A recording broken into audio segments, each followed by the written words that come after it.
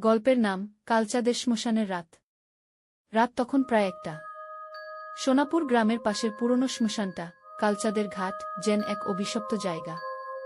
গ্রামের লোকেরা বলে এই ঘাটে একবার আগুন জ্বললে সেটা নিজে নিজে কখনো নিভে না, কারণ সেখানে এক মৃত মানুষের আত্মা আজও শান্তি পায়নি।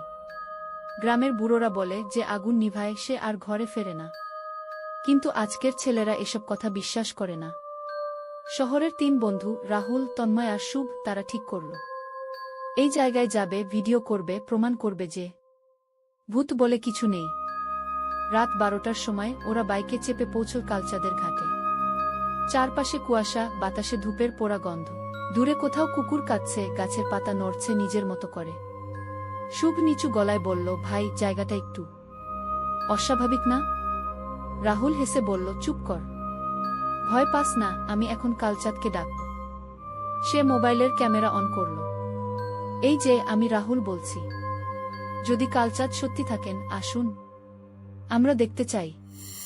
এক মুহূর্তে বাতাস থেমে গেল, টর্চের আলো নিভে গেল, আর ঠিক তখনই মাটির নিচ থেকে উঠে এল ধোঁয়া। ধোঁয়ার মধ্যে একটা ঠান্ডা গলা।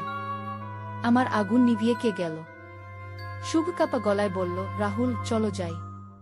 কিন্তু রাহুলের চোখ স্থির হয়ে গেছে, সামনের ধোঁয়ার ভেতর একটা ছায়া ঘনিয়ে উঠছে।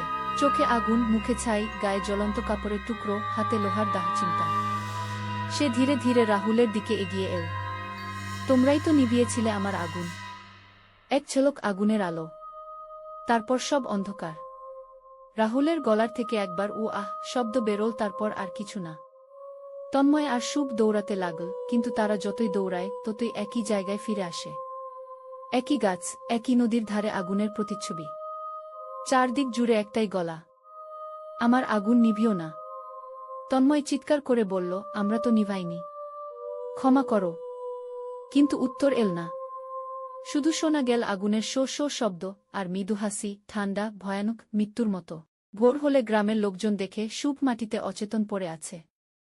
পাশে একটা পুরনো ক্যামেরা, যার শেষ ফ্রেমে রাহুলের মুখ আর তার চোখে আগুনের প্রতিফলন। তন্ময়ের কোনো খোঁজ আর কেউ কখনো পায়নি। আজও মাঝরাতে কালচাঁদের ঘাটে আগুন জ্বলে ওঠে, আর কুয়াশার মধ্যে শোনা যায় সেই গলা, আমার আগুন নিভিও না। রাতের এই গল্পটা যদি তোমার ভালো লেগে থাকে তাহলে একটা লাইক দিও, আর এমন ভয়ানক গল্প শুনতে চাইলে চ্যানেলটা সাবস্ক্রাইব করে রেখো, কারণ কাল রাতে আবারও দেখা হবে একটা নতুন ভয়ের গল্পে গিয়ে।